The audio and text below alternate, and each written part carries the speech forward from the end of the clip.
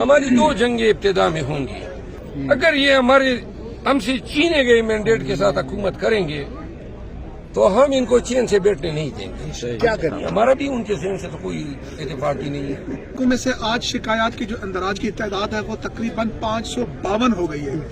तो इंतखाबात की हैसियत क्या रही जब 65% इंतखाबात की वजह से उज़रदारियां दाखिल हो चुकी हैं, उसकी हैसियत पे सवाल उठे हैं। देखिए, हम जो दलाइल देते हैं इलेक्शन कमीशन में, हमारे दलाइल 3 फोल्ड है। नंबर 1, इलेक्शन कमीशन की अथॉरिटी यानी प्रिजाइडिंग ऑफिसर की तरफ से जारी करदा फॉर्म 45 जो सिर्फ हमारे उम्मीदवारों के एजेंट्स को नहीं जारी हुआ है बल्कि तमाम एजेंट्स को जारी हुआ है, और हमने मेजॉरिटी उम्मीदवारों से फॉर्म 45 लेके इलेक्शन कमीशन में जमा किए हैं। फॉर्म 47 मुरतब होता है फॉर्म 45 के नताइज पे। अब जिन फॉर्म 45 की बुनियाद पे फॉर्म 47 मुरतब हुआ है, अभी तक एक फॉर्म 45 इलेक्शन कमीशन के सामने नहीं लाया गया।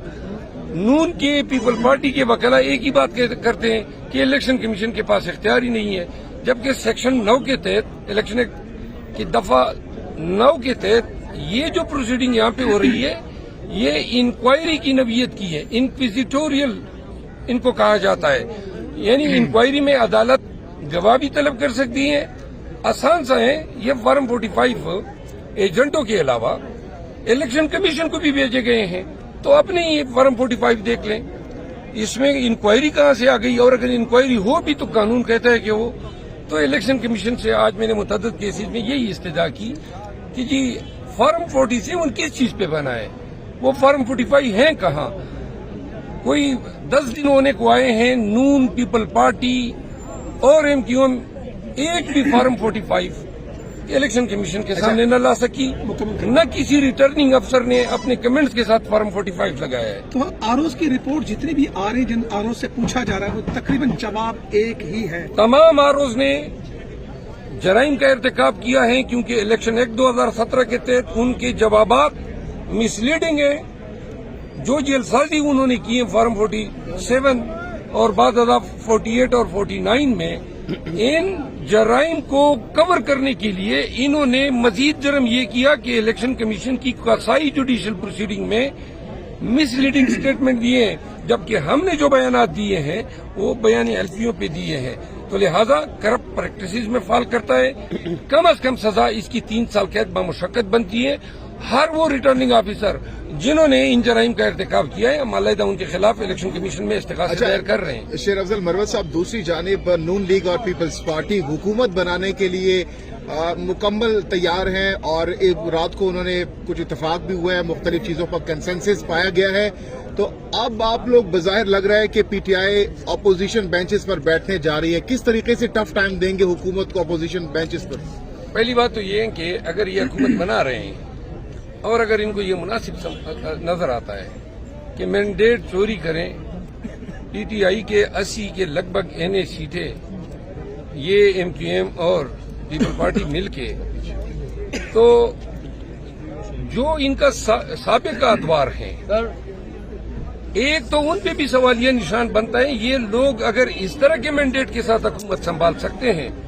नंबर 2, पाकिस्तान में कभी भी जमहूरी प्रोसेस या इलेक्शन के फेयरनेस पे कभी किसी का एतकाद आएगा ही नहीं, क्योंकि एक फॉर्म 47 जिसकी कोई जवाज नहीं है, कोई बुनियाद नहीं है, कोई फॉर्म 45 नहीं है, सिर्फ उस बुनियाद पे आप कहते हैं कि जी फलां जीत गया। इस तरह तो नहीं होता है। फॉर्म 45 बुनियादी दस्तावेज है, आज तक एक फॉर्म 45 सामने नहीं आया। अगर ये हुकूमत बनाते हैं और वो समझते हैं कि ये हुकूमत उनको बनानी चाहिए, तो नून और पीपल पार्टी और MQM तो खैर अब वो तो वैसी एक ऐसी पार्टी है जिसको पाकिस्तान की सियासी पार्टियां कोई सियासी पार्टी के डिफिनीशन में कंसीडर ही नहीं करती है, लेकिन नून और पीपल पार्टी को इतना जुल्म मुल्क को कौम के साथ। एक मिनट, PTI किस तरीके से टफ टाइम देंगे अपोजिशन बेंचेस पर हुकूमत को? कैसे टफ टाइम देंगे? कोई एहतजाज वगैरह करेंगे? क्या करेंगे? पहले दिन से लेकर आखिरी रोज तक अगर ये हमसे छीने गए मैंडेट के साथ हुकूमत करेंगे तो हम इनको चैन से बैठने नहीं देंगे। क्या करेंगे? हम पहली बात तो ये है कि ऐवान के अंदर हमारी 2 जंगें इब्तिदा में होंगी। پہلی جنگ ہوگی خان پہ جو انہوں نے جیلی کیسز دائر کیے ہیں، abuse of the process of law کیا ہے. پاکستان تحریک انصاف کے خواتین اور مرد اور جتنے ورکروں پہ انہوں نے یہ 20-22 ماہ میں مظالم ڈالے ہیں، ہر ایک کا ہم ایوان میں پوچھیں گے. ہم کوشش کریں گے کہ ہم ایوان میں ان تمام مظالم کو قوم کے سامنے اور انٹرنیشنل کمیونٹی کے سامنے رکھ سکیں.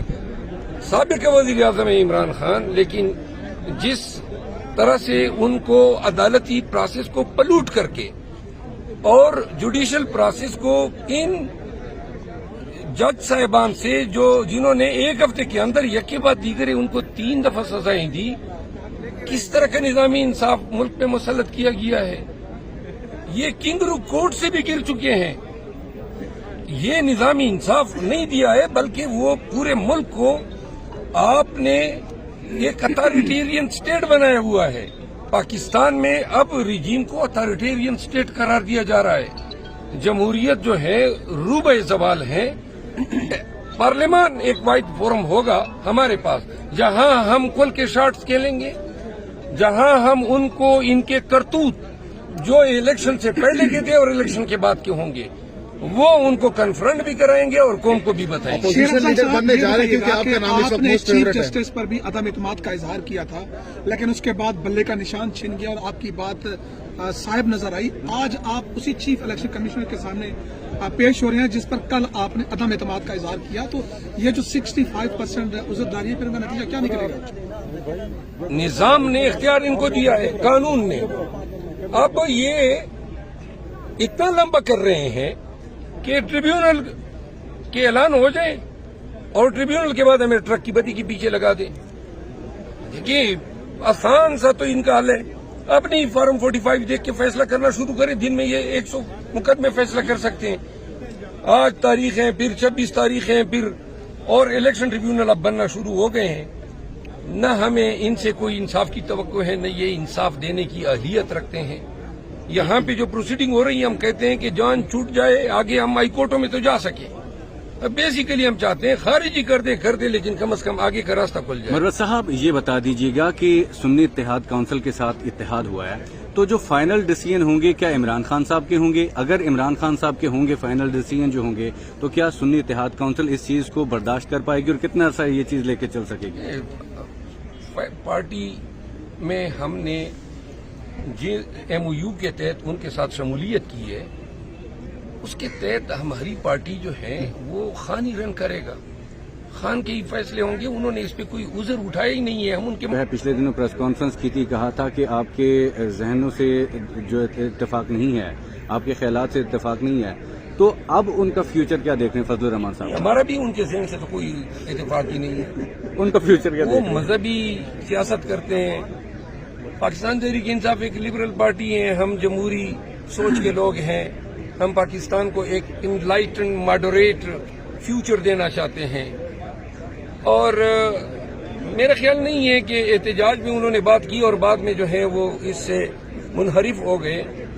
تو وہی بیان بازی کی حد تک ہمارا ساتھ نبھ سکا.